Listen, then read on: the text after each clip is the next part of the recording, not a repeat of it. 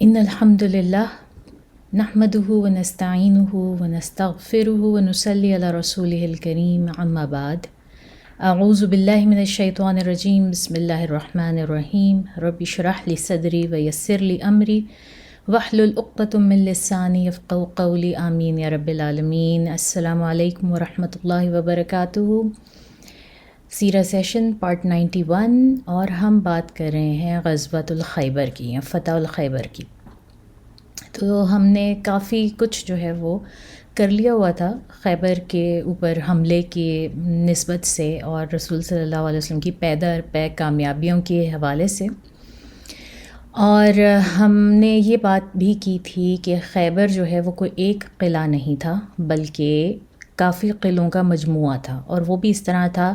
کہ ایک جگہ پر جو ہے وہ دو حصوں میں اگر آپ اس کو کہہ لیں کہ تقسیم ہوا تھا۔ ایک حصے میں کلسٹر تھا کافی سارے قلعوں کا، اور پھر دوسرے حصے میں کافی سارے قلعوں کا کلسٹر تھا۔ تو اس طرح سے خیبر جو ہے وہ کافی سارے چھوٹے بڑے قلعوں پر مشتمل تھا، جس میں سے ہم نے بات کی تھی کہ بڑے قلعوں میں سے جو ہے وہ رسول صلی اللہ علیہ وسلم نے حضرت علی رضی اللہ تعالیٰ عنہ کے ہاتھ پر جو ہے وہ ایک قلعے کی فتح ہو چکی ہوئی ہے، اور اس سے پہلے ہم دیکھتے ہیں کہ چھوٹے بڑے کافی قلعوں کی جو ہے وہ فتح ہو چکی ہوئی ہے۔ تو اب ہم تھوڑا سا پیچھے جاتے ہیں، اور اس میں یہ کہ جس وقت رسول صلی اللہ علیہ وسلم نے خیبر پہ چڑھائی کرنے کا پلان بنایا اور حکم دیا، تو جو مدینہ میں رہنے والے جو ہپوکریٹس تھے، مدینہ میں رہنے والے جو منافقین تھے، جن کا سردار عبداللہ بن ابی تھا، اور رسول صلی اللہ علیہ وسلم باوجود اس کے کہ وہ کئی دفعہ پہلے بھی چھوٹی بڑی کانسپریسیز کر چکا تھا اور رسول صلی اللہ علیہ وسلم کو طرح طرح کی تکالیف دے چکا تھا، اس کو رسول صلی اللہ علیہ وسلم اسپیئر کرتے رہتے ہیں۔ اور یہ پھر یہی کام کرتا ہے کہ یہ خیبر کے جو جیوز ہیں، جو یہودی تھے، ان کو وارن کر دیتا ہے، یہ ان کو پہلے سے وارن کرتا ہے، اور ان کا جو سب سے بڑا لیڈر یا سب سے بڑا اور مضبوط قلعہ جو تھا، اس کا سردار جو تھا کنانہ بن ابو الحقیق تھا، اور اس کا بیٹا کنانہ اور ہدا بن قیس، تو یہ سب کے سب جو ہے نا، یہ فارمر الائز تھے اس کے ساتھ، عبداللہ بن ابی کے ساتھ۔ تو یہ ان کو انفارم کر دیتا ہے کہ مسلمان تم لوگوں پر کسی بھی وقت حملہ کر سکتے ہیں۔ تو یاد ہے نا کہ جس وقت رسول صلی اللہ علیہ وسلم کی فوجیں دیکھیں تو باہر نکلنے والے جو لوگ تھے، جنہوں نے نکل کے اپنے جو ہے وہ کھیتی باڑی کے لیے جا رہے تھے، انہوں نے یہ آواز لگائی، آ گئے ہیں مسلمان، آ گئے ہیں، اور اس سے ان کو اندازہ ہوا مسلمانوں کو کہ ان لوگوں کو پہلے سے اطلاع تھی کہ مسلمان چڑھائی کر سکتے ہیں۔ تو وہ اطلاع یہی تھی کہ عبداللہ بن ابی نے ان کو جو ہے وہ بتا دیا ہوا تھا، ان کو آگاہ کر دیا تھا اس خطرے سے کہ مسلمان آنے والے۔ تو یہ سارے لوگ جو ہیں، کنانہ بن ابو الحقیق اور اس کا بھائی یاسر اور حوضہ، اور یہ سب لوگ جو ہیں یہ اس میں تیار تھے، اور نہ صرف تیار تھے بلکہ انہوں نے غطفان کی طرف ایک اپنا جو ہے وہ الائی بھیجا۔ ہم نے بات کی تھی نا کہ 3 مضبوط بازو تھے، قریش، غطفان اور یہ جیوز، انہوں نے الائنس کی تھی احزاب میں بھی۔ تو اس میں سے قریش تو ٹوٹ گیا تھا صلح حدیبیہ کے بعد، تو اب یہ انہوں نے فوری طور پر اپنا ایک ڈیلیگیشن غطفان بھیجا کہ بھائی تم ہمیں کمک بھیجو، فوجی بھیجو ٹرینڈ اور پورے اسلحے کے ساتھ، ہمارے اوپر مسلمان حملہ کر سکتے ہیں۔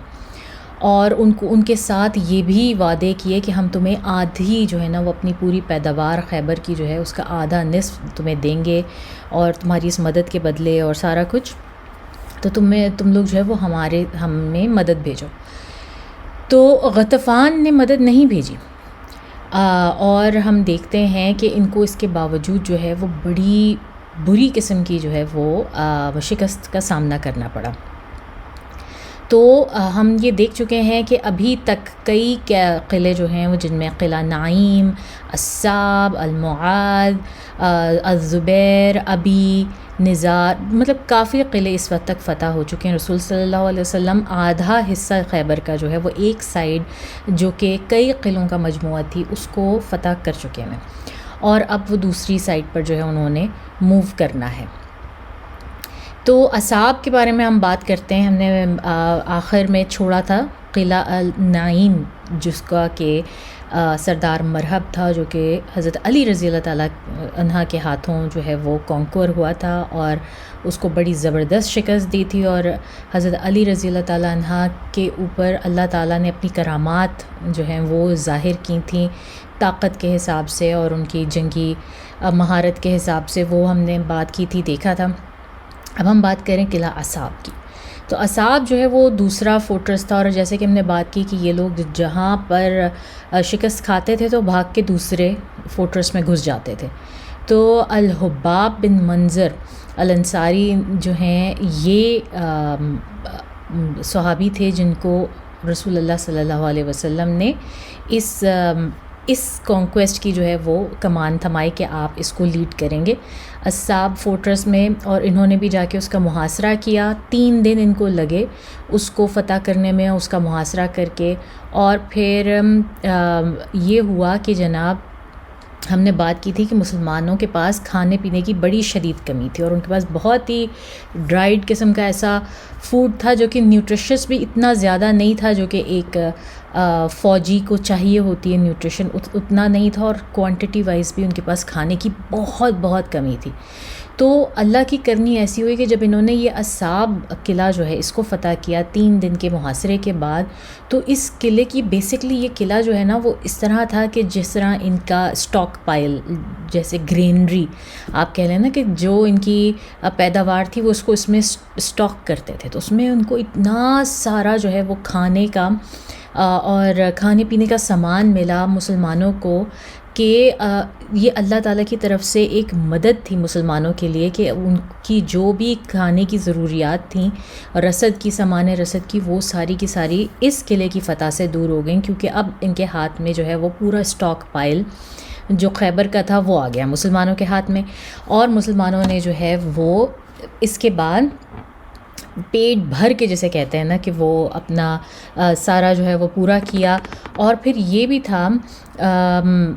ان کو پوری آرمی کو جو ہے نا اس کے بعد پورے خیبر کی فتح کے دوران اور اس کے بعد بھی ان کو بالکل کھانے کی کمی نہیں ہوئی اس قلعے کی فتح کے بعد۔ تو اچھا اس میں یہ بھی آتا ہے کہ خیبر کے دوران ایسا بھی ہوا کہ جب مسلمان بھوک کی شدت سے بہت ہی مجبور ہو گئے تو انہوں نے آگیں جلائیں، اور جو وہاں پر گدھے تھے ان کو جو ہے وہ سلوٹر کیا اور ان کو پکانے لگے۔ تو رسول صلی اللہ علیہ وسلم نے جب پوچھا کہ کیا کیا جا رہا ہے تو انہوں نے بتایا کہ یہاں پر جو ہے وہ مطلب اب مسلمان کے پاس اور کچھ بھی نہیں ہے، تو انہوں نے جو گدھے ساتھ لائے تھے ان کو پکا رہے ہیں۔ تو رسول صلی اللہ علیہ وسلم نے ان کو منع فرمایا گدھے کا گوشت کھانے سے، یہ وہ جگہ ہے، اور ان کو جو ہے کہا کہ نہیں اس کو پھینک دو، اور جو تمہارے کوکنگ پاٹس ہیں، جو بڑی دیگیں ہیں، وہ سارا کچھ ہے ان کو دھو واش کرو، اور ان کو گدھے کا گوشت کھانے سے منع فرمایا۔ تو یہ وہ جگہ ہے جہاں پر گدھے کا گوشت کھانے سے منع فرمایا رسول صلی اللہ علیہ وسلم نے، لیکن اللہ تعالیٰ نے ان کو قلعہ اصاب کی صورت میں بہت سا سامان رسد عطا فرمایا، اور پھر انہوں نے اپنے to the full of their stomach سب نے کھانا کھایا۔ ایک اور کہانی چھوٹی سی جو ہے وہ پیش آتی ہے اسی سیج کے دوران، اور اگین ہمیں سیکوینس نہیں پتہ کہ کیا چیز پہلے ہو رہی ہے کیا چیز بعد میں ہو رہی ہے، ہم ساری کہانیوں کا ذکر کریں گے، کوئی بھی چیز پہلے ہو سکتی ہے کوئی بھی بعد میں ہو سکتی ہے۔ تو ایک کسی یہودی کا نا ایک غلام تھا، وہ آتا ہے رسول صلی اللہ علیہ وسلم کے پاس، اور آ کر جو ہے نا وہ دریافت کرتا ہے کہ مجھے پتہ چلا ہے کہ آپ کوئی نیا ریلیجن لے کر آئے ہیں، آپ کچھ نیا لے کر آئے ہیں، تو آپ کون ہیں اور جو ہے آپ کیا لے کر آئے ہیں؟ تو رسول صلی اللہ علیہ وسلم نے فرمایا کہ میں ایک نبی ہوں، میں رسول ہوں اللہ تعالیٰ کا، اور میں اسلام لے کر آیا ہوں۔ تو یہ جو غلام ہے یہ پوچھتا ہے یہ اسلام کیا ہے، یہ کیوں ہے، کس طرح ہے، مطلب کویسچنز کرتا ہے وہ، اور رسول صلی اللہ علیہ وسلم اس کو ایکسپلین کرتے ہیں جس طرح وہ ہمیشہ کرتے تھے۔ اور نوٹس کریں کہ جنگ کے دوران بیٹھے ہیں اور دوسری طرف سے جو ہے وہ یہ ایک غلام آ رہا ہے، کوئی آزاد شخص بھی نہیں آ رہا کہ جس کو پروٹوکول دیا جائے، اور اتنا پروٹوکول دیا جائے کہ آپ دوسری طرف کے کنگ کے پاس جا کے سیدھا ڈائریکٹ ہم کلام ہو رہے ہیں ان سے، یہ ایک غلام ہے۔ تو آپ یہاں سے اندازہ لگائیں کہ یہ کس قسم کے کنگ ہیں، کیسے رحمت للعالمین ہیں رسول اللہ صلی اللہ علیہ وسلم، کہ جن کے پاس ایک ادنا سے غلام کو، وہ بھی اس وقت کی کافر قوم اور جو دشمن قوم ہے جس کے اوپر وہ سیج کر کے بیٹھے ہیں، وہاں سے آ رہا ہے، اور اس کو ایکسیس ہے کہ وہ سیدھا گیا رسول صلی اللہ علیہ وسلم کے پاس اور ان سے ڈائریکٹ بات کر رہا ہے اور ان سے کوسچن پوچھ رہا ہے اسلام کے بارے میں۔ جب رسول صلی اللہ علیہ وسلم نے بتایا اس کو کہ اسلام اس طرح سے ہے اور یہ حکم دیتا ہے سارا کچھ، تو وہ شخص فوراً ایمان لے آیا، اس نے فوراً اسلام قبول کر لیا۔ اس کے بعد اس نے اپنی پریشانی بیان کی، اس نے کہا کہ اچھا میں نے اسلام قبول کر لیا، لیکن اب میں کیا کروں، میرے پاس جو ہیں وہ میرے مالک کی دی ہوئی یہ بھیڑ بکریاں ہیں جو کہ میں چرانے کے لیے لے کر آیا ہوں۔ تو رسول صلی اللہ علیہ وسلم نے کہا کہ ان کو تمہیں واپس کرنا ہوگا مالک کو، کیونکہ یہ ہم پر حلال نہیں ہے کہ ہم اس طرح سے جو ہے وہ کسی کا بھی مال ایسے ہڑپ لیں۔ اب آپ یاد رکھیں، ابھی تھوڑی دیر پہلے میں نے آپ کو بتایا کہ مسلمانوں کے پاس کھانے پینے کی اتنی کمی ہے کہ ان کو گدھے جو ہے وہ سلاٹر کرنے پڑے، اور یہاں پر ان کے پاس جو ہے رسول صلی اللہ علیہ وسلم کے پاس یہ غلام آتا ہے جس کے پاس پورا کا پورا فلاک ہے اپنے مالک کا، جس کو وہ چرانے کے لیے نکلا ہوا ہے، اور رسول صلی اللہ علیہ وسلم اس کو بھی لینے سے انکار کر دیتے ہیں۔ مطلب اصولوں کے اتنے پکے، اللہ کے حکم کے اتنے پکے ہیں کہ اپنی بھوک پیاس بھی اس وقت ان کے آگے کوئی معنی نہیں رکھتی، اور وہ کہتے ہیں کہ نہیں، یہ ہمارے لیے پرمیسیبل ہی نہیں ہے، یہ اللہ کی طرف سے حکم نہیں ہے کہ ہم اس طرح کسی کا مال ہتھیائیں، تو تمہیں یہ واپس کرنا ہوگا۔ اور اس کے بعد رسول صلی اللہ علیہ وسلم اس کو حکم دیتے ہیں کہ تم فلاں فلاں جگہ پر جاؤ اور یہ بکریاں اور جو پورا ریوڑ ہے اس کو لے جاؤ، وہاں پر لے جا کر اس کو چھوڑ دو، اور یہ بکریاں وہاں سے خود بخود مالک کے پاس چلی جائیں گی۔ اب اگر جو لوگ ذرا بھی جانوروں کی نیچر جانتے ہیں، ان کو پتہ ہے کہ بھیڑ بکریاں جو ہیں وہ ایسی نہیں ہوتی کہ وہ خود بخود مالک کے پاس پہنچ جائے۔ مطلب آپ کتے کو کہہ سکتے ہیں، بلی بھی پہنچ جاتی ہے، گھوڑا بھی پہنچ جاتا ہے واپس، اگر آپ کو سرٹن پلیس پہ چھوڑ دیں وہ واپس اپنی جگہ پہ چلے جاتے ہیں اپنے مالک کے پاس، لیکن بھیڑ بکریاں ایسی نہیں ہوتی۔ تو یہ بھی ایک رسول صلی اللہ علیہ وسلم کا معجزہ تھا۔ انہوں نے دعا کی اور اس کو کہا کہ تم یہاں پر لے جا کر چھوڑ دو تاکہ تمہیں خود بھی اپنے مالک کے پاس نہ جانا پڑے، اور تم مسلمان ہو چکے ہو، ظاہر ہے کہ وہ پھر پروسیکیوٹ کریں گے، اور تمہیں اس وقت جو وقت اس وقت وار کا چل رہا ہے، اس وقت تو ظاہر ہے کہ وہ فوری طور پر اس کو ٹیررسٹ بنا دیں گے، بھائی تم نے ہماری مخبری کی، مخبر بنا دیں گے۔ تو رسول صلی اللہ علیہ وسلم اس کو یہ کہتے ہیں، اور وہ ایسا ہی کرتا ہے، وہ لے جا کے ان کی بتائی ہوئی جگہ کے اوپر جو ہے وہ بکریوں کو چھوڑ دیتا ہے، اور اس کے بعد بکریاں خود بخود وہاں سے اپنے مالک کے پاس چلی جاتی ہیں۔ یہ بھی ایک معجزہ ہے۔ اور وہ یہ شخص واپس آ جاتا ہے اور آ کے مسلمانوں کی آرمی میں شامل ہو جاتا ہے، اور اس کے بعد کہتے ہیں کہ یہ خوب لڑا، زوروں سے لڑا، انہیں یہودیوں کے اپنے ماسٹرز کے خلاف لڑا، یہاں تک کہ اس شخص نے اس کو ایک تیر لگا جس سے کہ اس کی شہادت ہو گئی۔ اور رسول صلی اللہ علیہ وسلم نے جب اس کی باڈی پر کھڑے تھے، جب پوری جنگ ختم ہو گئی اور دفنانے کا وقت آیا، تو اس کی باڈی کے اوپر کھڑے ہوئے تھے اور دیکھ رہے تھے کہ اس شخص کے جسم پر صرف اور صرف ایک کپڑا تھا جس سے اس نے اپنا زاربند سا باندھا ہوا تھا، جو کہ اس کے نیول ٹو نیز کو کور کر رہا تھا، اینڈ دیٹس اٹ، اس کے پاس کچھ نہیں تھا۔ اور پھر کچھ دیر وہ وہاں پہ کھڑے رہے، اور پھر اس کے بعد رسول صلی اللہ علیہ وسلم کو لوگوں نے دیکھا کہ رسول صلی اللہ علیہ وسلم نے اپنی آنکھیں جو ہے نا پھیر لیں، جیسے اپنی گردن سی پھیر لیں، آنکھیں پھیر لیں، جیسے کسی سے نظریں چرا رہے ہیں نا۔ اور جب لوگوں نے پوچھا کہ کیا معاملہ ہے، کہ آپ ایسے نظریں کیوں چرا رہے تھے، تو رسول صلی اللہ علیہ وسلم فرماتے ہیں کہ میں اس کی طرف دیکھ ہی رہا تھا، تو جو اس کو جو حور العین ملنی تھیں جنت میں، وہ آئی تھیں اس کا استقبال کرنے، اس کی جان نکلتے وقت وہ آئی تھیں اس کا استقبال کرنے، تو میں نے اپنی آنکھیں جو ہے وہ نیچے کر لیں۔ یعنی کہ جو مردانہ پردہ جو اللہ تعالیٰ نے مردوں پہ فرض کیا ہے نا اسلام میں، کہ آپ نے کسی بھی خاتون کو دیکھ کے اپنی آنکھیں نیچے کر لینی ہے، اس کے اوپر نظر نہیں ڈالنی دوسری، رسول صلی اللہ علیہ وسلم اس کی پریکٹیکل ہمیں اگزامپل دے رہے ہیں، اس مخلوق سے جو کسی کو نظر نہیں آ رہی، حور العین جو کہ جنت کی مخلوق ہے، ان کے ساتھ بھی رسول صلی اللہ علیہ وسلم وہی پردہ داری اختیار کر رہے ہیں۔ تو اس سے آپ کو کیا پتہ چلتا ہے، مطلب ایک ایک لائن، جو ایک ایک سٹوری ہے نا، اگر آپ اسے نکالنا چاہیں نا تو آپ ہزاروں سبق نکال سکتے ہیں۔ اس میں سے، اور میں یہی چاہتی ہوں کہ میں آپ کو اسٹوری سنانے کا مقصد ہی یہی ہے کہ آپ ہر اسٹوری میں سے نا خوب سبق نکالیں. تو یہاں پر بھی آپ دیکھیں تو اور یہ وہ آدمی تھا، یہ وہ شخص تھا جس نے ایک بھی سجدہ نہیں کیا. اسلام لایا، اس کے بعد بیچ میں شاید کوئی نماز کا وقت نہیں آیا، اس نے صرف رسول صلی اللہ علیہ وسلم کی بات پر عمل کیا اور فوج میں شامل ہو گیا اور اس میں مر گیا. اور پھر جو ہے وہ ایک نماز نہیں پڑھی، کچھ نہیں، اس نے ایک سجدہ نہیں کیا، اور اس کا ریوارڈ ہمیں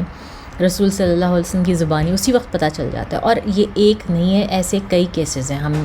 بیچ میں بات کرتے آئے، سنتے آئے. تو ایسے کئی کیسز جو ہیں وہ ہمیں ملتے ہیں ہماری سیرہ میں سے، کہ ایسے کئی لوگ ہیں کہ جنہوں نے اسلام قبول کیا اور ان کی فوری طور پہ ڈیتھ ہو گئی، اور ان کو کوئی موقع نہیں ملا اسلام کے کسی رکن پہ عمل کرنے کا، مگر اللہ تعالیٰ نے ان کے درجات بے تحاشا بلند کیے. ٹھیک ہے، تو یہ ایک چھوٹی سی کہانی تھی. اس کے بعد ہم ایک اور قصہ دیکھتے ہیں جو کہ ایک آدمی کا جو کہ جہنم میں گیا، اور یہ بہت ملتا جلتا قصہ ہے ایسے اس قصے سے جو کہ ہم پہلے بھی کر چکے ہیں. غالباً غزوہ احد میں ہم نے جو کیا تھا کہ ایک شخص بہت جان لگا کے لڑ رہا تھا، اور لوگ آ کے اس کی بڑی تعریفیں کر رہے تھے اور بتا رہے تھے کہ یا رسول اللہ فلانا بدو ہے، اور وہ تو اتنا امپریسو لڑ رہا ہے کہ بس لگتا ہے اگر کوئی جنت کا آدمی ہے نا تو وہ یہی آدمی ہے. تو رسول صلی اللہ علیہ وسلم نے فرمایا کہ نہیں، یہ جنت کا آدمی نہیں، یہ جہنم کا آدمی ہے. تو یہ صحابی جو ہیں یہ بالکل حیران پریشان ہو گئے کہ کیسے یہ آدمی جہنم کا ہو سکتا ہے، یہ تو اتنا دل گردہ لگا کے لڑ رہا ہے، اتنا زبردست طریقے سے لڑ رہا ہے. اور پھر وہ جاننے کے لیے ان کے پیچھے ہو لیے، یعنی کہ جنگ میں انہوں نے اپنی اسٹریٹجی اس طرح رکھی، وہ خود اس طرح سے لڑتے رہے کہ یہ آدمی بھی ان کی نظروں سے اوجھل نہ ہو. اور دیکھا انہوں نے کہ لڑتے جو ہے وہ اس شخص کے اس کا بازو کٹ گیا، اور بازو کٹنے کے بعد جو ہے جب اس نے دیکھا کہ وہ بالکل، اور اس کی تکلیف بالکل وہ ہو گئی، برداشت سے باہر ہو گیا، تو اس نے اپنی تلوار زمین پہ ڈالی اور اس کے اوپر چھلانگ لگا دی تلوار کے اوپر، یعنی کہ تلوار ایسی سیدھی کھڑی ہوئی ہے اور اس کے اوپر اس نے چھلانگ لگا کے خودکشی کر لی. تو اور اسی وقت جو ہے نا وہ ان صحابی نے کہا کہ اشہد ان لا الہ الا اللہ وحدہ لا شریک لہ واشہد ان محمد عبدہ ورسولہ. تو رسول صلی اللہ علیہ وسلم نے کہا کہ کیا ہو گیا، تم دوبارہ مسلمان ہو رہے ہو کیا؟ تو تمہیں دوبارہ یہ کلمہ شہادت کہنے کی ضرورت کیوں پیش آ رہی ہے؟ تو اس شخص نے کہا کہ میں اللہ کو حاضر ناظر جان کے کہتا ہوں کہ آپ بالکل سچ کہتے ہیں کہ واقعی اس شخص نے جو ہے وہ اس طرح سے خودکشی کر لی، اور وہ جہنم کے لوگوں میں ہو گیا. کیونکہ ہم جانتے ہیں کہ خودکشی ہمارے لیے بالکل حرام ہے، ہمارے مذہب میں بالکل حرام ہے، اور خودکشی کرنے والے کی سیلویشن نہیں ہے، کیونکہ اس نے اللہ تعالیٰ کی دی ہوئی امانت، جو زندگی اللہ تعالیٰ نے ہمیں دی ہے، ہماری جان دی ہے، یہ بھی تو امانت ہے ہمارے پاس، اس میں ہمارا اپنا کچھ نہیں ہے. یہ امانت ہے اللہ تعالیٰ کی دی ہوئی، اور ہم سے اس کا حساب ہونا ہے کہ ہم نے یہ جان کن کاموں میں لگائی، کیسے لگائی، اور ہم نے اس کا کیا استعمال کیا. ہم نے اپنی باڈی کو بھی جو ہے وہ ویسٹ کیا، جیسے ڈرگز میں یا الٹے کاموں میں، غلط کاموں میں اس کا غلط استعمال کیا، یا ہم نے وہ بھی کس کام میں لگائی. تو اگر آپ جان اپنی لے لیتے ہیں تو آپ اللہ تعالیٰ کے ساتھ بدعہدی کر رہے ہیں، آپ اس امانت پہ خیانت کر رہے ہیں. وہ ایک کرم آپ کے اوپر اللہ تعالیٰ نے کیا ہے، آپ کا ٹھیک ہے ایک بازو کٹ گیا، ایک لمب کٹ گیا، لیکن اگر اللہ تعالیٰ نے آپ کو زندگی دی ہے تو اللہ تعالیٰ آپ کو جینے کا جو ہے وہ سسٹیننس بھی وہ پرووائڈ کرے گا، آپ خود نہیں کریں گے. تو آپ اس کی جان نہیں، اپنی جان خود نہیں لے سکتے. تو رسول صلی اللہ علیہ وسلم نے یہاں پر ایک بڑی مشہور حدیث ہے وہ فرمائی کہ بعض اوقات ایسا ہوتا ہے کہ کوئی شخص ہماری نظر میں بے انتہا اچھے کام کر رہا ہوتا ہے، بالکل جنت کے کام جو ہے وہ کر رہا ہوتا ہے، اور ہم سب لوگ سمجھتے ہیں کہ یہ شخص تو جنت میں جائے گا ہی جائے گا، لیکن ایونچولی قدر جو ہے نا، تقدیر آڑے آ جاتی ہے، اور وہ آخر میں کچھ ایسا کام کر دیتا ہے کہ وہ جہنم کے لوگوں میں مل جاتا ہے. اور اسی طرح بعض اوقات کوئی شخص جو ہے وہ ساری زندگی ایسے کام کرتا ہے، اتنے برے کام کرتا ہے کہ لوگ کہتے ہیں کہ یہ تو جہنم والا ہے، ڈیفینیٹلی یہ جہنم میں جائے گا، لیکن آخر میں اپنے جو ہے نا وہ تقدیر اس کو ایسے کام کرا دیتی ہے کہ وہ جنت والوں میں سے ہو جاتا ہے، اور اس کا جو ہے وہ آخر وہ جنتی ہو جاتا ہے. اور اس سے ہمیں یہ بھی پتہ چلتا ہے بہت سمپل پوائنٹ کہ الاعمال بالخواتین، اللہ تعالیٰ ہمیں ہمارے آخر کے اوپر جو ہے نا وہ جج کریں گے. ہماری زندگیوں کا جو آخر ہے نا وہ ہم نے کیسے گزارا. آپ نے ساری زندگی بہت اچھی گزار دی اور آخر میں آ کے آپ جو ہے وہ پھر گئے, آپ کا دل بدل گیا, یا اللہ نہ کرے, اور اس چیز سے بہت خوف آتا ہے. اللہ تعالیٰ ہم سب کو اپنے حفظ و امان میں رکھے اور ہماری تقدیر میں لکھ دیں کہ ہم جنت والے ہیں, تاکہ ہماری زندگیاں ہی صرف, اور اس مطلب خوف آتا ہے کہ آج تو میں اگر کوئی اچھا کام کر رہی ہوں اور میں نے کل نہیں مرنا, اور کل میں مرنے سے پہلے پھر کسی برے کام میں پڑ گئی, یا میری سوچ بدل گئی, میری نیت خراب ہو گئی, کچھ بھی ہو گیا, تو آئی ایم ڈن. میرے لیے کوئی وہ نہیں ہے کہ میں نے جنت میں ہی جانا ہے, چاہے میں نے ساری زندگی اچھے کام کیے ہیں, اگر میرا خاتمہ صحیح نہیں ہو رہا. تو ہم سب کو اپنے خاتمے کے لیے جو ہے نا اچھے نیک خاتمے کے لیے جو ہے وہ ہمیں دعا کرنی چاہیے کہ اللہ تعالیٰ ہمارا آخر جو ہے نا وہ ہمارے پہل سے بڑھ کر بہتر اور بادین بنائے. اللہ تعالیٰ ہم سب کو, ہمارے بچوں کو جو ہے نا وہ ہمارا آخر خاتمہ جو ہے نا وہ دین کے اوپر کریں اور صحیح ایمان کے اوپر کریں, اور ایسے تقدیر کے ساتھ کریں کہ ہمیں اللہ تعالیٰ جنت والا بنا دیں. تو یہ اس سے ملتی ہے, اور اس طرح کی سملر سٹوریز بھی ہم پہلے کر چکے ہیں. اچھا, اب ایک اور جو ہے وہ قلعہ آتا ہے جناب, اس کا نام ہے الزبیر. اس قلعے کا نام ہے الزبیر. اور جب انہوں نے النطاطات, ایک قلعہ تھا النطاط یا النطاح بھی اس کو پڑھا جاتا ہے, اس میں اپنے آپ کو انہوں نے جو ہے وہ بیریکیڈ کر لیا یہودیوں نے. تو النطاح قلعے کا جس وقت محاصرہ ٹوٹا اور مسلمانوں نے اس کے اوپر قبضہ کر لیا, تو یہاں سے بھی جو جیوز بھاگے انہوں نے جا کے الزبیر قلعے میں پناہ لی. اور ان کو لگتا تھا کہ اب وہاں پر کافی کیولری اور ان کی انفینٹری, ان کے جو لوگ ہیں, ان کی جو نفری ہے وہ کافی زیادہ ہے, اور مسلمانوں نے یہاں پر بھی 3 روز جو ہے نا وہ اس کا محاصرہ کیا, اور وہ اس کو نہیں مطلب اس پہ فتح نہیں حاصل کر سکے. یہ کافی بڑا قلعہ تھا. اور ایک سپائی تھا رسول صلی اللہ علیہ وسلم کا, جس نے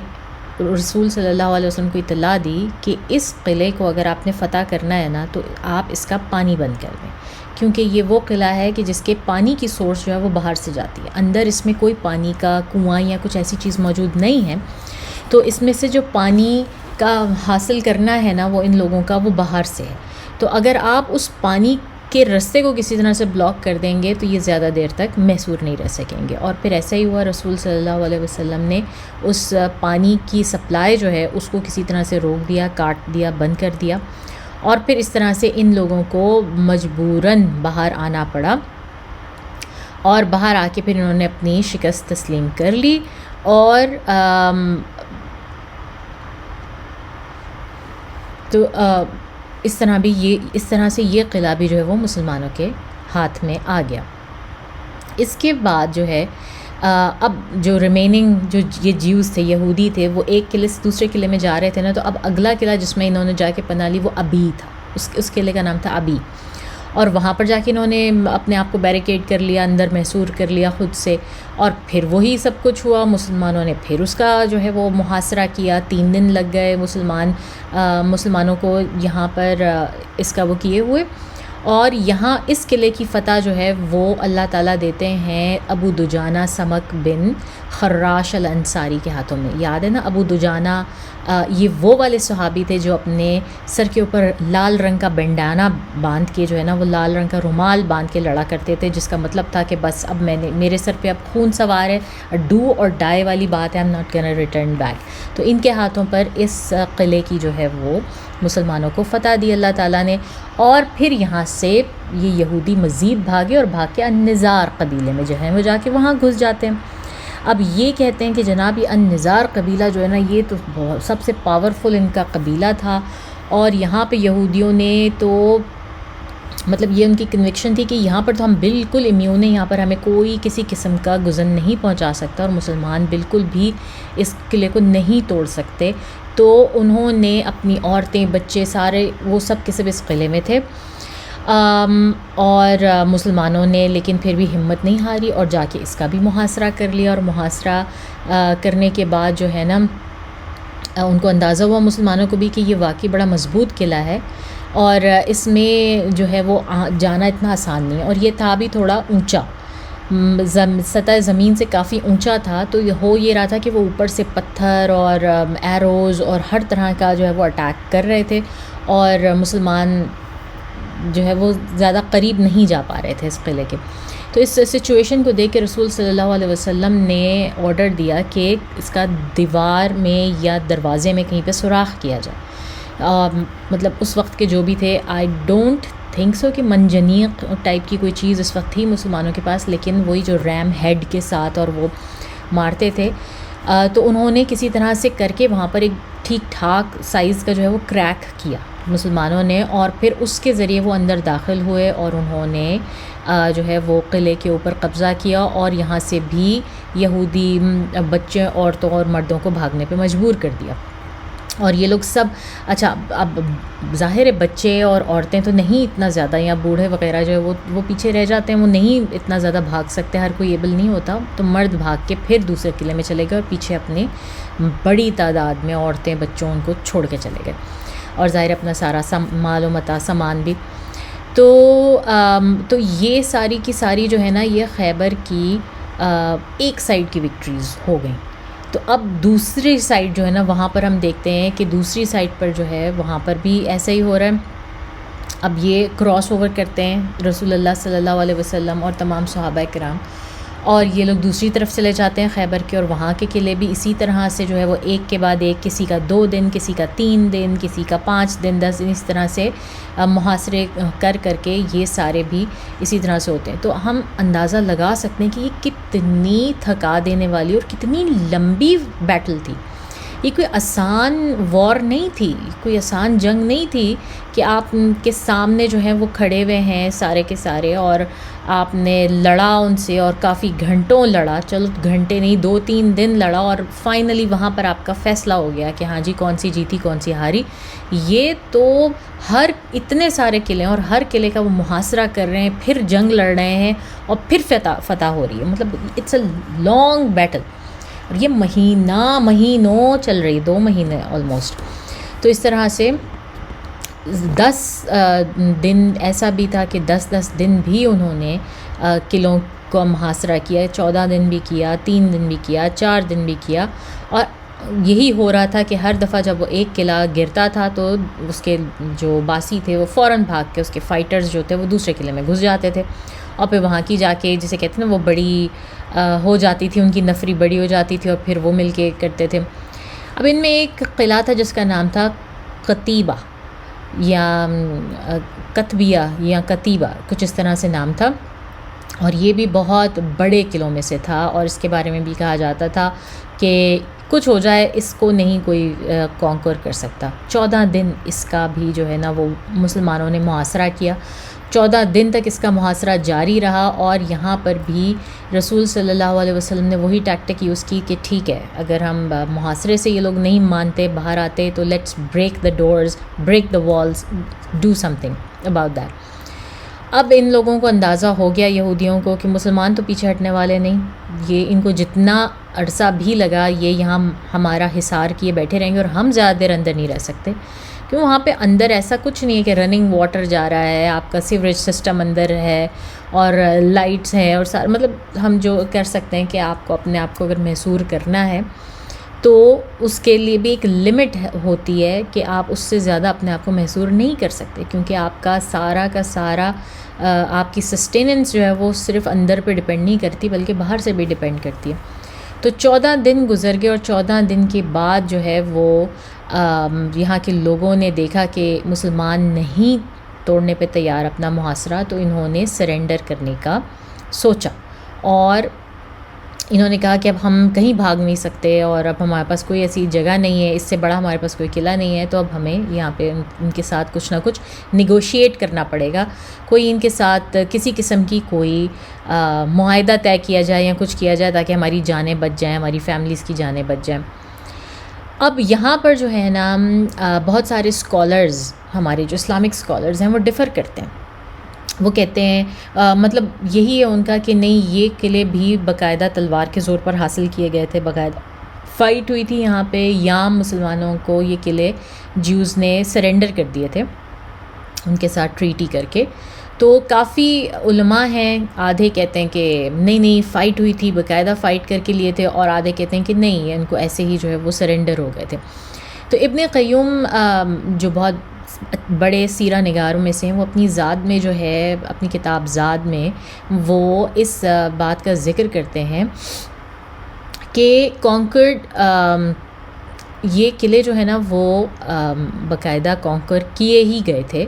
کیونکہ اگر انہوں نے خالی سرنڈر ہی کرنا ہوتا تو وہ پہلے ہی کر دیتے سرنڈر، اور بغیر کسی نقصان کے کر دیتے. لیکن ہم دیکھتے ہیں کہ انہوں نے سرنڈر بھی اس وقت کیا جب انہوں نے دیکھا کہ اب ان کی جسے کہتے ہیں نا کہ 75% سب پوری آبادی اور قلعے جو ہیں وہ فتح ہو چکے ہیں.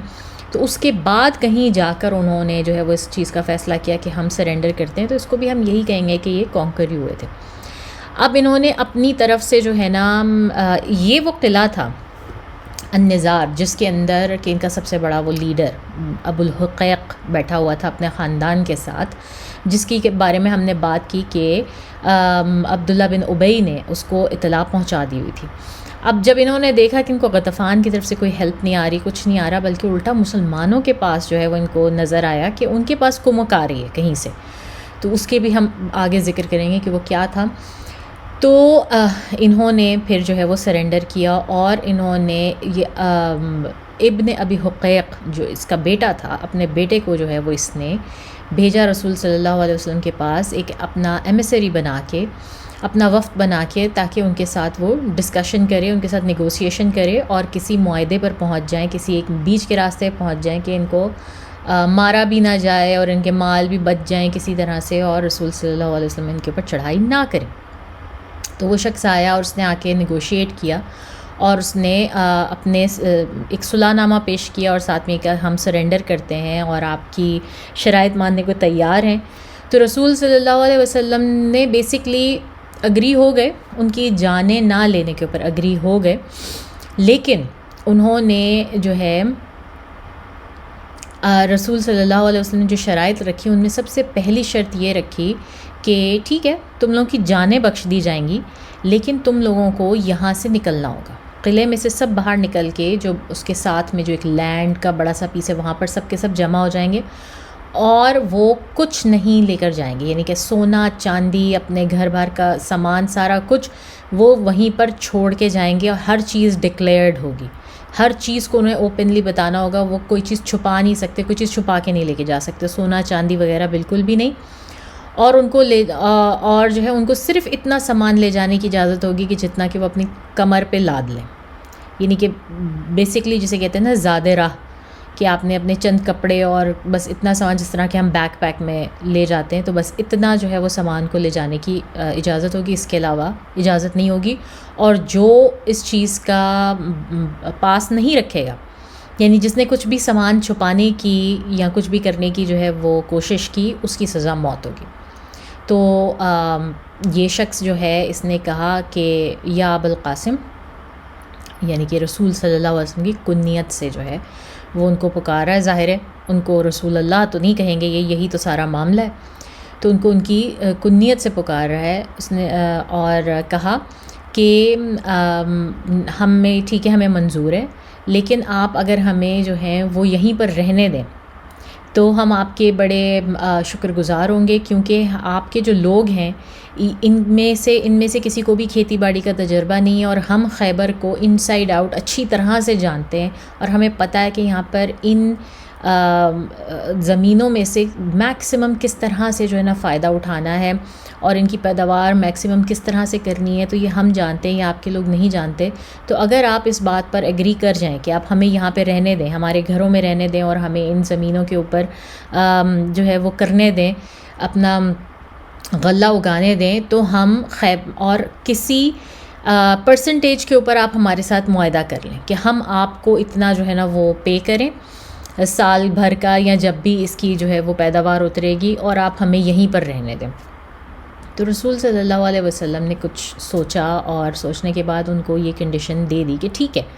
یہ کنڈیشن ماننے والی ہے کہ ٹھیک ہے تم لوگوں کو جو ہے وہ یہاں پہ رہنے دیتا ہوں میں، اور تم لوگ یہاں پر کھیتی باڑی کرتے رہو، لیکن یہ کہ کوئی اپنے پاس کسی قسم کا ویپن اور جسے کہتے ہیں سونا چاندی یا قیمتی کوئی چیز نہیں رکھے گا، وہ سب کچھ آپ کو نکال کے دینی ہوں گی مسلمانوں کو. آپ یہاں پہ رہ کے اپنا کر سکتے ہیں، لیکن 50% جو ہے وہ پورے کا پورا غلہ وہ مسلمانوں کو دیا جائے گا، جزیہ دیا جائے گا بیسکلی. تو کیا مطلب اس معاہدے کی شرائط کس طرح سے طے ہوئی؟ نمبر 1 وہی تھی کہ تمام لوگ جو ہیں وہ اپنا ہر طرح کا لینڈ، گولڈ، سلور، اپنی جتنی بھی بہت قیمتی چیزیں ہیں ان سب کو سرنڈر کر دیں گے. وہ سب کے سب مسلمانوں کے حوالے کی جائیں گی، اور نہ دینے والے کی صورت میں چھپانے والے کے لیے سزائے موت ہے. نمبر 2 کہ خیبر کے لوگ ٹھیک ہے خیبر میں رہیں گے، اور اس کے بعد ان کی جو بھی پروڈیوس ہوتی ہے اس کا وہ 50% مسلمانوں کو ہر سال جو ہے وہ دیا کریں گے. ٹھیک ہے، اور مسلمان، اور یہ 50% جو ہے نا وہ جیسے ہم نے بات کی کہ سورہ فتح میں بھی تھا کہ اللہ تعالیٰ نے فرمایا تھا کہ میں عنقریب تم لوگوں کو اتنا دوں گا مسلمانوں کو کہ تم لوگوں کی سوچ میں بھی نہیں ہوگا. اور یہ تھی وہ فتح، کیونکہ خیبر جو ہے وہ سب سے جسے آپ کہہ لیں امیر ترین ایریا تھا عرب کا اس وقت، اور اس کی جو 50% بھی پروڈیوس تھی نا وہ آج کل کے 100 ملینز کے برابر تھی اس وقت بھی. تو یہ مسلمانوں کے لیے بہت بڑی فتح تھی، بہت بڑا مال غنیمت تھا، بہت بڑا جزیہ تھا جس پہ کہ رسول صلی اللہ علیہ وسلم نے اگری کیا. تو یہ دوسری کنڈیشن تھی. تیسری کنڈیشن کیا تھی کہ جو مینٹیننس ہے، جو کام کاج، جو لیبر، جو کچھ بھی ہے وہ ان کا اپنا ہوگا، خیبر والوں کا ہی ہوگا. اس میں مسلمان ان کی کوئی مدد نہیں کر رہے اور کسی قسم کی آ کے جو ہے وہ ان کو ہیلپ نہیں کریں گے، یا بزنس جو ہے وہ نہیں کریں گے. بس ان کو کام بھی خود کرنا ہے، لیبر بھی ان کی، اور ان کو صرف اور صرف 50% مسلمانوں کو دینا ہے. ٹھیک ہے. اور پھر 4تھ کنڈیشن کیا تھی کہ یہ جو معاہدہ ہے، یہ جو معاہدہ ہوا ہے، اس کے تمام تحفظات جو ہیں وہ مسلمانوں کے ہاتھ میں ہیں. وہ جب چاہیں گے اس معاہدے کو ختم کر دیں گے، جب چاہیں گے اس میں ترمیم کر دیں گے، اس میں جیوز کا کوئی ہاتھ نہیں. تو یہ ان کی 4تھ کنڈیشن تھی. تو ان 4 کنڈیشنز کے اوپر رسول صلی اللہ علیہ وسلم نے ان کو یہاں پہ رہنے کی اجازت دے دی. اور اگر دیکھا جائے تو مسلمان ابھی اتنے زیادہ ان کے پاس نفری نہیں تھی، تعداد نہیں تھی کہ رسول صلی اللہ علیہ وسلم ظاہر ہے جو علاقہ بھی کانکر کرتے تھے وہاں پر ان کو پھر مسلمانوں کو بھیجنا پڑتا تاکہ وہ پھر اس کا انتظام سنبھالتے. اور خیبر اتنی بڑی جگہ تھی کہ یہاں پر 100-200 مسلمانوں کی تو ضرورت نہیں تھی، یہاں پہ تو ہزاروں میں چاہیے تھے. وہاں پر آلریڈی جو ہزاروں میں لوگ بیٹھے تھے، اگر ان کو ریپلیس کیا جاتا تو پھر ہزاروں میں جو ہے وہ مسلمان چاہیے تھے کہ اس کا پورا انتظام سنبھالنے کے لیے اور اس کا پورا کرنے کے لیے. تو یہ رسول صلی اللہ علیہ وسلم کا بڑا عقل مندانہ فیصلہ تھا کہ انہوں نے خیبر کے یہودیوں کو اس وقت نہیں نکالا اور ان کو یہاں پہ رہنے دیا اور ان کو کرنے دی. اور یہ معاہدہ جو ہے نا وہ چلتا ہے، ہم دیکھتے ہیں حضرت عمر بن خطاب رضی اللہ تعالیٰ عنہ کے دور خلافت تک جو ہے یہ معاہدہ چلتا ہے. اور ان کے دور خلافت میں جا کے جو ہے نا وہ اس معاہدے کو ریووک کرتے ہیں اسی آخری شرط کی بنیاد پر کہ رسول صلی اللہ علیہ وسلم نے یہ شرط رکھی تھی کہ مسلمان جب بھی چاہیں گے وہ اس معاہدے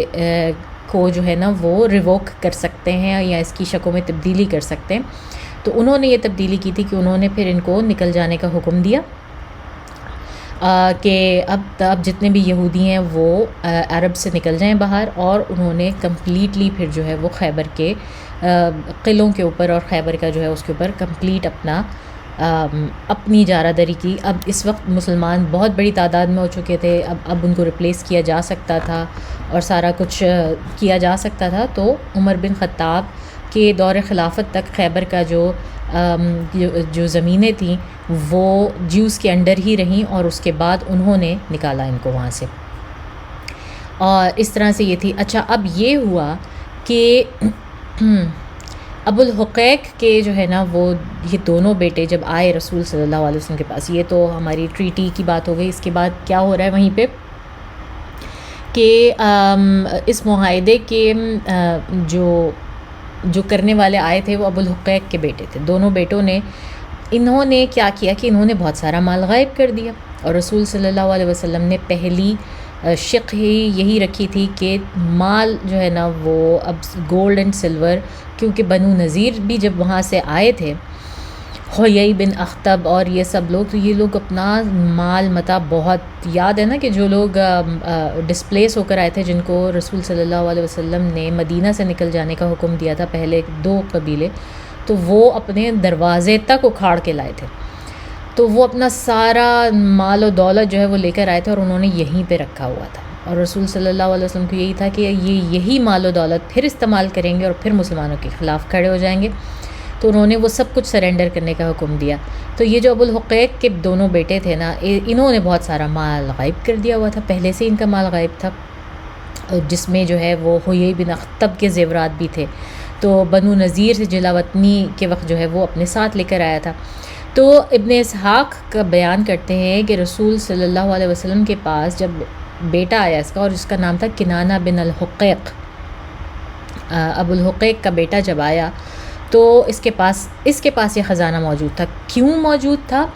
کیونکہ اس کی شادی ہو جاتی ہے صفیہ رضی اللہ تعالیٰ عنہ سے۔ صفیہ بن حیی بن اخطب، جب یہ لوگ ڈسپلیس ہو کر بنو نذیر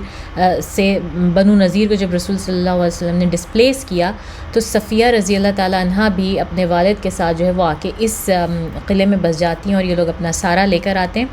صفیہ رضی اللہ تعالیٰ عنہ کی شادی ابھی ریسنٹلی جو ہے نا وہ کنانہ بن الحقیق سے ہوتی ہے، جس کا مطلب ہے کہ ان کی طرف سے آنے والی تمام تر دولت جو ہے وہ کنانہ ان کے پاس موجود ہے، ٹھیک ہے۔ اور رسول صلی اللہ علیہ وسلم کو معلوم تھی یہ بات، ان کو اللہ تعالیٰ نے خبر دے دی تھی، تو آپ نے دریافت کیا، تو اس نے انکار کر دیا، اس کنانہ بن الحقیق نے یہ تسلیم کرنے سے انکار کر دیا کہ اس کے پاس کوئی دولت ہے یا اسے کوئی خزانہ پتہ ہے۔ تو اس کے بعد ایک یہودی نے آ کر بتایا، بلکہ کہتے کہ ان کا ہی کزن تھا، اس کو جو ہے وہ رسول صلی اللہ علیہ وسلم نے ذرا مطلب رف اینڈ اپ کروایا، حضرت زبیر رضی اللہ تعالیٰ عنہ کے حوالے کیا اور کہا کہ ذرا اس سے پوچھو، پتہ کرو کہ کہاں ہے۔ تو اس نے بیسکلی جسے کہتے ہیں نا کہ یہ اگلا کہ میں نے کنانہ کو جو ہے نا وہ ایک ویرانے کے بہت چکر لگاتے ہوئے دیکھا، اس نے پھر بھی یہ نہیں کہا کہ ہاں ہے اس کے پاس اور اس نے وہاں دفن کیا ہے، بلکہ جب اس کی ٹھیک ٹھاک مرمت ہوئی تو اس کے بعد اس نے کہا کہ ہاں میں نے اس کو وہاں پر چکر لگاتے ہوئے دیکھا۔ تو رسول صلی اللہ علیہ وسلم نے پھر اس کو کنفرنٹ کیا کنانہ کو کہ وہاں پر ہے یہ تو، اور اگر ہمیں کچھ برآمد ہوا تو تم یاد رکھنا، ہم تمہیں قتل کر دیں گے۔ تو اس نے کہا کہ ہاں ٹھیک ہے، وہاں پر کچھ نہیں ہے، کچھ نہیں ملے گا آپ لوگوں کو، اور بے شک مجھے قتل کر دینا۔ اب رسول صلی اللہ علیہ وسلم نے اس جگہ جا کے کھودنے کا حکم دیا اور وہاں سے نکلا، وہاں سے تھوڑا بہت نکلا، اور پھر اس سے کہا کہ جو ہے نا وہ بتاؤ باقی کا کہاں ہے، تو بھی اس نے ادائیگی سے انکار کر دیا۔ تو اس کے اوپر رسول صلی اللہ علیہ وسلم نے اس کو جو ہے وہ قتل کرنے کا حکم دیا، اور اس کو محمد بن مسلمہ رضی اللہ تعالیٰ عنہ کے حوالے کر دیا گیا، کیونکہ ان کے بھائی تھے محمود بن مسلمہ، جن کے اوپر چکی کا پارٹ پھینک کر ارلیئر ان کے اوپر، تو اس کے بدلے میں محمد بن مسلمہ نے اس شخص کی گردن اتار دی، ٹھیک ہے۔ تو اس طرح سے یہ اپنے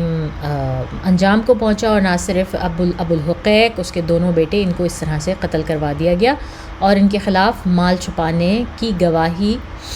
کنانہ کے چچیرے بھائی نے دی، چچا زاد جو تھا وہ اس نے دی تھی۔ اس کے بعد آپ صلی اللہ علیہ وسلم نے حیی بن اخطب کی صاحبزادی صفیہ کو بھی رضی اللہ تعالیٰ عنہ کو بھی قیدیوں میں شامل کر لیا، اور وہ کنانہ بن حقیق کی بیوی تھیں، ابھی دلہن تھیں، ان کی ریسنٹلی شادی ہوئی تھی اور حال ہی میں ان کی رخصتی ہوئی تھی، ٹھیک ہے۔ اور ہم نے بات کی کہ صفیہ وہاں پر کس طرح پہنچیں، جب ان کے قبیلے کو رسول اللہ صلی اللہ علیہ وسلم نے مدینہ بدر کیا تھا، تب وہ اپنے والد کے ساتھ آئی تھیں یہاں پہ۔ تو خیبر کے جو لوگ تھے انہوں نے وہاں پر، خیر باقی کے لوگوں کو اس طرح رہنے کی وہاں پہ دیا گیا، تو بہت ان کے بڑے جو لیڈران تھے ان کو اس طرح سے قتل کر دیا گیا، اور باقی کے لوگوں کو وہاں پہ رہنے کی اجازت دی گئی، اسی شرط پر کہ وہ اپنی پروڈیوس کا 50% مسلمانوں کو دیں گے۔ اچھا، اب اس کے بعد بہت سارے واقعات ایک ساتھ ہو رہے ہیں سائملٹینیسلی، ان میں سے ایک بہت امپورٹنٹ واقعہ جو ہوتا ہے وہ تھا رسول صلی اللہ علیہ وسلم کو زہر دیا گیا، یہ وہ جنگ ہے جہاں پر رسول صلی اللہ علیہ وسلم کو زہر دیا گیا۔ اچھا، اب یہ تھا کہ اب جب یہ معاہدے کی شرائط طے ہو گئیں اور مسلمانوں کی فتح جو ہے نا وہ تسلیم کر لی گئی، اب وہاں پر مسلمان اپنا رسول صلی اللہ علیہ وسلم کا کیمپ ہے اور کیمپ میں وہ ہیں اور تمام معاملات طے کیے جا رہے ہیں، کون کیا کرے گا، کس طرح سے کیا چیز ہوگی، وہ تمام معاملات طے کیے جا رہے ہیں۔ تو یہ جو جیوز ہیں انہوں نے کہا کہ ہم آپ کی ضیافت کرنا چاہتے ہیں، ہم آپ کی دعوت کرنا چاہتے ہیں اور آپ کا بہترین سا جو ہے نا وہ کھانا کرنا چاہتے ہیں، تو آپ ہمیں اجازت دیں، جو کہ ایک عام بات تھی۔ ظاہر ہے کہ جب کوئی نیا کنگ آتا ہے کہیں پر تو پھر وہ اس کو بہت سارے ایسے بھی لوگ ہوتے ہیں جو اپنی دکھانا چاہتے ہیں کہ ہم آپ کے ساتھ بڑے لائل ہیں اور آپ ہمارے ساتھ نرمی کا معاملہ رکھیں اور ہمارے ساتھ دوسروں سے بہتر رکھیں، مطلب بیٹرنگ کرنے کی بھی کوشش کرتے ہیں نا۔ تو ایسے ہی تھا کہ رسول صلی اللہ علیہ وسلم بھی جب وہاں پر گئے تو انہوں نے کہا کہ ہم کریں گے آپ کی، اور رسول صلی اللہ علیہ وسلم نے ایکسیپٹ کر لیا، ٹھیک ہے۔ تو اب ان کو جو کھانا بھیجا گیا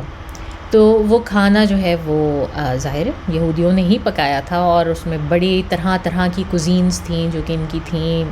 ظاہر ہے یہ لوگ اپنے دور کے بہت ہی کلچرڈ لوگ تھے، بہت ہی پڑھے لکھے اور باہر سے آئے تھے، تو ان کا کھانا، ان کی کوزینز، ان کا سارا کچھ جو ہے وہ عرب سے بہت ڈفرینٹ تھا، بہت بہتر تھا، اور بہت ڈیلیکیسیز تھیں ان کے پاس۔ تو مسلمان سارے بڑے خوش تھے اور ان کو بٹھایا گیا اور کھانے کے لیے، اور رسول صلی اللہ علیہ وسلم نے جیسے ہی ان کے سامنے ان کا فیوریٹ پارٹ جو ہے نا وہ لایا گیا، تو وہ کیا پسند کرتے تھے، وہ شولڈر کا جو میٹ تھا نا، بکرے کا یا دمبے کا، پٹ کا گوشت جسے ہم کہتے ہیں غالباً، وہ پسند کیا کرتے تھے۔ تو وہ ان کے سامنے پیش کیا گیا اور انہوں نے اٹھا کے جو ہے نا وہ ایک لقمہ منہ میں ڈالا اور اسی وقت تھوک دیا، اور فوراً کہا کہ سب لوگ رک جاؤ، کوئی اپنے منہ میں کھانا نہ ڈالے، اور جس نے ڈال دیا وہ منہ سے تھوک ڈالے، کیونکہ مجھے ابھی اس گوشت نے بتایا ہے کہ اس کے اندر زہر ملایا گیا۔ یعنی کہ ایک اور معجزہ ہم دیکھ رہے ہیں کہ رسول صلی اللہ علیہ وسلم سے پکا ہوا گوشت جو ہے وہ بات کر رہا ہے، ان کو اطلاع دے رہا ہے کہ میرے اندر زہر ملایا گیا آپ کو مارنے کے لیے، آپ رک جائیں۔ تو جناب بیک سٹوری کیا تھی کہ سب جو لوگ صحابہ اکرام تھے انہوں نے جلدی جلدی تھوک دیا، اور رسول صلی اللہ علیہ وسلم نے بھی تھوک دیا، انہوں نے صرف منہ میں رکھا تھا اور تھوک دیا۔ اور ایک صرف اور صرف صحابی تھے جن کا نام تھا بشار، وہ صحابی جو ہیں وہ واحد تھے کہ جنہوں نے ایک نوالا نگل لیا تھا، اور ان کی ہم دیکھتے ہیں بشار ابن البرہ، ان کی بعد میں ڈیتھ ہو جاتی ہے بہت تکلیف کے ساتھ، ظاہر ہے زہر کا اثر تھا۔ تو پھر پتہ چلتا ہے کہ یہ گوشت پکانے والی جو ہے، جو عورت تھی، وہ ان لیڈران میں سے کسی کی بیوی تھی، کسی کی بیٹی تھی جن کو کہ مسلمانوں نے قتل کیا تھا، مسلمانوں نے رسول صلی اللہ علیہ وسلم نے قتل کروایا تھا، ان میں سے ایک بیٹی تھی۔ اور پھر یہ بھی پتہ چلا کہ یہ عورت جو ہے وہ پوچھتی پھر رہی تھی سب سے کہ مجھے یہ بتاؤ کہ رسول اللہ صلی اللہ علیہ وسلم کو کون سی ان کی مرغوب ترین غذا ہے، ان کو کون سا گوشت جو ہے وہ سب سے زیادہ پسند ہے۔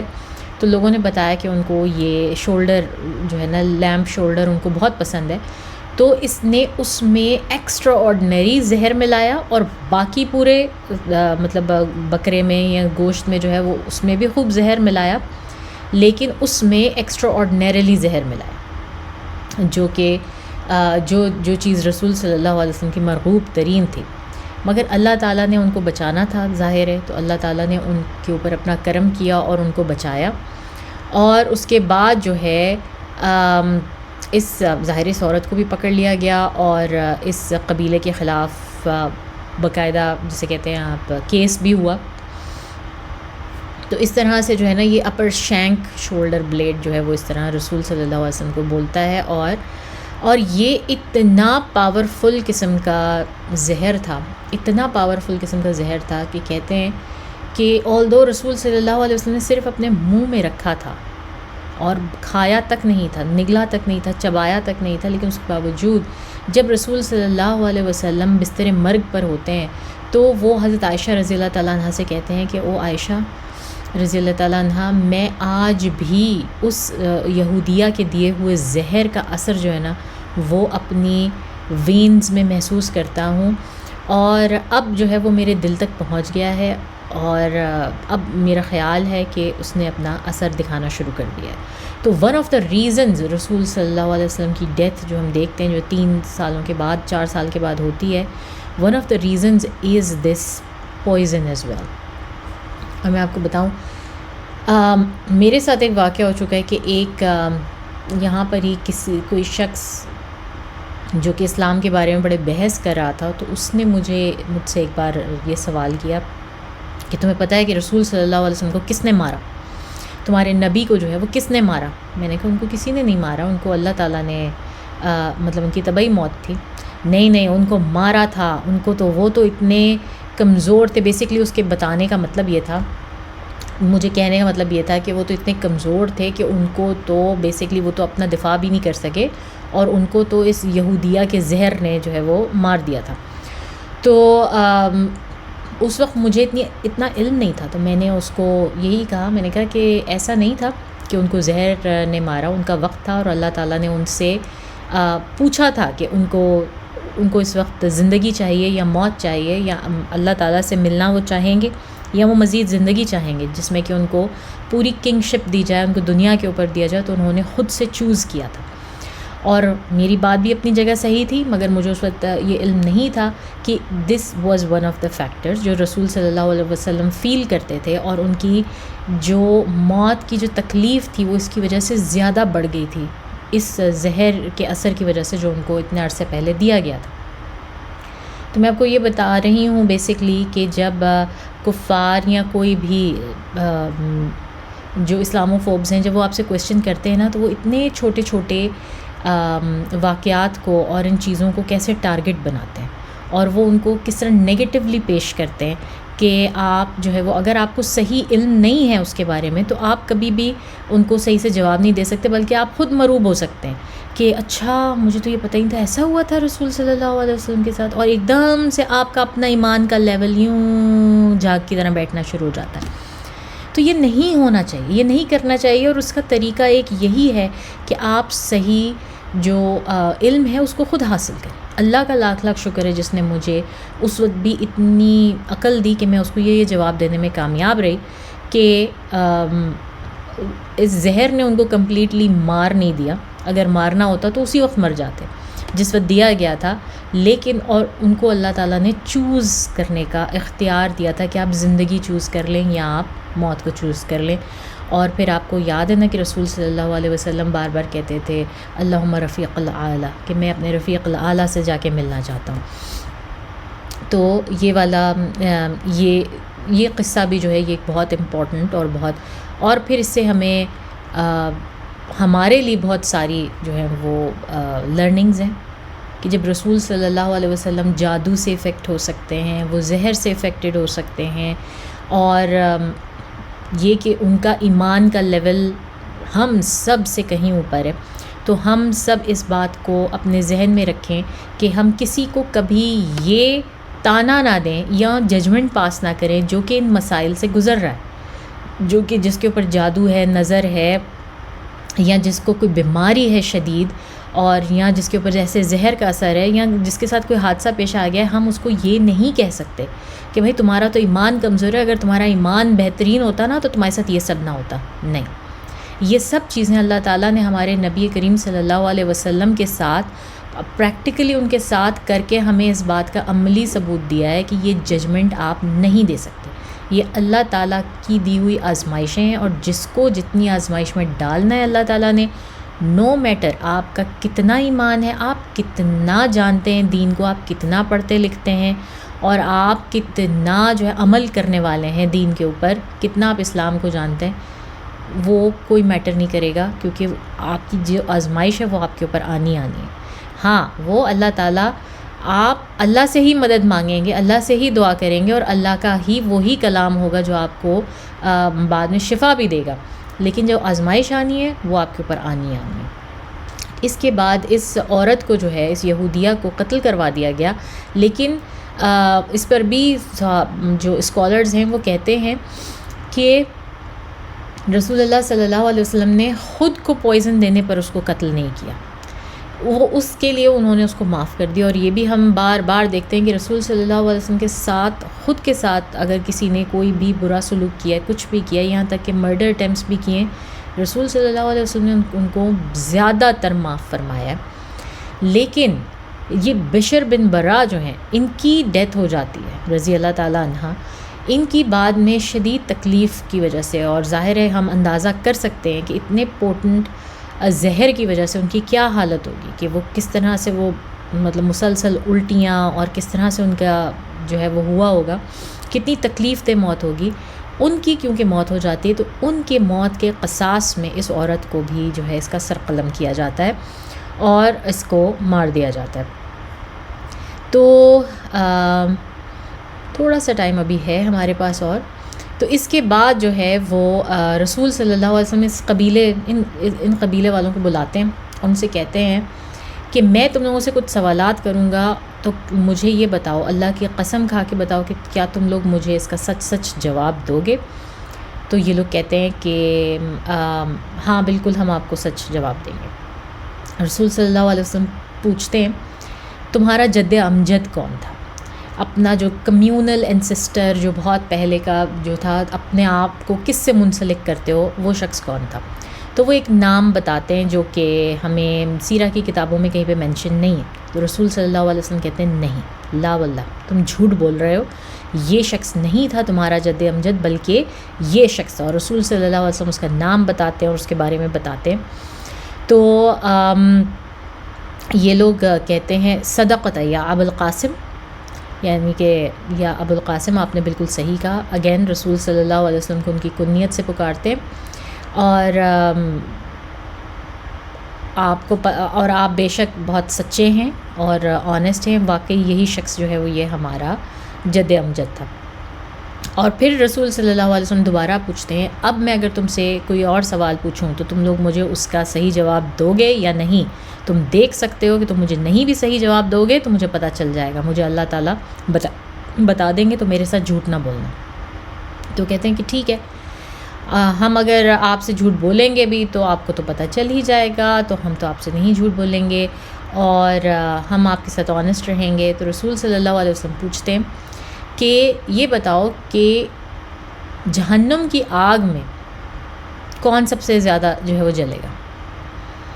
اب یہ بھی ایک ٹرکی کویسچن ہے جو کہ رسول صلی اللہ علیہ وسلم یہی دیکھنے کے لیے پوچھ رہے ہیں کہ یہ لوگ آنیسٹی سے جواب دیتے ہیں کہ نہیں دیتے. تو یہ جواب دیتے ہیں کہ ہم لوگ جو ہیں وہ جہنم کی آگ میں جائیں گے ضرور, ہم جائیں گے ضرور, لیکن ہم بہت تھوڑا سا عرصہ وہاں پہ رکیں گے اور اس کے بعد اللہ ہمیں نکال کے جنت میں ڈال دیں گے. اور لیکن آپ لوگ ہیں جو کہ وہ ہمیشہ ہمیشہ رہو گے جہنم کی آگ میں. اور ہمیں اس کا ریفرنس سورہ بقرہ سے بھی ملتا ہے, اس کی آیت نمبر 80 ہے, وَقَالُوا لَن تَمَسَّنَا النَّارَ إِلَّا أَيَّامًا مَعْدُودَاتٍ. تو یہ والی جو آیت ہے جس کا مطلب ہے کہ یہ کہتے ہیں کہ جہنم کی آگ تو ہمیں نہ چھوئے گی سوائے اس کے کہ چند روز کے. اور ان سے کہہ دو کیا تمہیں اللہ کی طرف سے کوئی وعدہ آیا ہے اس چیز کا, کوئی سند آئی ہے کہ اللہ تعالیٰ اپنا وعدہ توڑیں گے ہی نہیں, اور یا تم وہ باتیں کہتے ہو جن کی کوئی حقیقت, جن کی اصل میں تمہیں ہی کوئی حقیقت معلوم نہیں. تو یہ جو ہے آیت سورہ بقرہ کی, یہ بالکل اس موقع کے اوپر ہے. اور رسول صلی اللہ علیہ وسلم کہتے ہیں اس وقت اخسعوا فیہا, یعنی کہ تم لوگ رہو جہنم کے اندر, ہمیشہ رہو, اسی میں رہو گے ہمیشہ. بیسکلی اس کا اس طرح بھی مطلب ہے کہ جسٹ رسول صلی اللہ علیہ وسلم ان کو جو ہے وہ ایک شٹ اپ کال دے رہے ہیں, وہ کہہ رہے ہیں کہ خاموش ہو جاؤ, رہو ہمیشہ جہنم میں. ان کو کرس کر رہے ہیں اور اس طرح کہہ رہے ہیں. اور واللہ یعنی میں اللہ کی قسم کھا کے کہتا ہوں کہ ہم لوگ جہنم میں ہمیشہ نہیں رہیں گے, تم لوگ ہو جو رہو گے ہمیشہ جہنم میں. تو ان کو یہ کہتے ہیں. تو اس کے بعد رسول صلی اللہ علیہ وسلم کہتے ہیں اب میں تم سے تیسرا سوال پوچھنے والا ہوں, اور تو تم لوگ مجھے سچ جواب دو گے یا نہیں دو گے. تو اس کے بعد وہ پھر کہتے ہیں کہ ہاں ٹھیک ہے ہم سچ جواب دیں گے. اس پر رسول صلی اللہ علیہ وسلم سے پوچھتے ہیں کہ تم لوگوں نے جو ہے وہ کھانے میں زہر ملایا تھا, تم لوگوں نے اس گوشت کے اندر جو ہے وہ زہر ملایا تھا. تو وہ کہتے ہیں کہ ہاں ہم نے بالکل جو ہے وہ گوشت کے اندر زہر ملایا تھا تاکہ جو ہے وہ ہم آپ کا کام یہیں پہ تمام کر دیں. تو رسول صلی اللہ علیہ وسلم پوچھتے ہیں کہ کیوں تم نے ایسا کیا اور جو ہے وہ ایسا کرنے کی وجہ کیا تھی. تو یہ لوگ جو ہیں وہ جواب دیتے ہیں اور ان کا جواب سنیں ذرا. یہ جواب دیتے ہیں کہ ہم نے ایسا اس لیے کیا کہ اگر تو آپ جھوٹے نبی ہیں. اچھا اب انہیں معلوم ہے کہ رسول صلی اللہ علیہ وسلم جھوٹے نبی نہیں ہیں، مگر آپ ان کا جواب دیکھیں. یہ کہتے ہیں ہم نے ایسا اس لیے کیا کہ اگر تو آپ جھوٹے ہیں اپنے نبوت کے دعوے میں، اپنی رسالت کے دعوے میں، تو آپ کا کام یہیں پر تباہ ہو جائے گا اور ہم آپ کو اپنے آپ کو کانکر نہیں کرنے دیں گے. اور اگر آپ سچے ہیں، اگر آپ کا نبوت کا دعویٰ سچا ہے، تو ہماری کوئی بھی کارستانی یا ہماری کوئی بھی شرارت جو ہے وہ آپ کو کسی قسم کا نقصان نہیں پہنچا دے گی.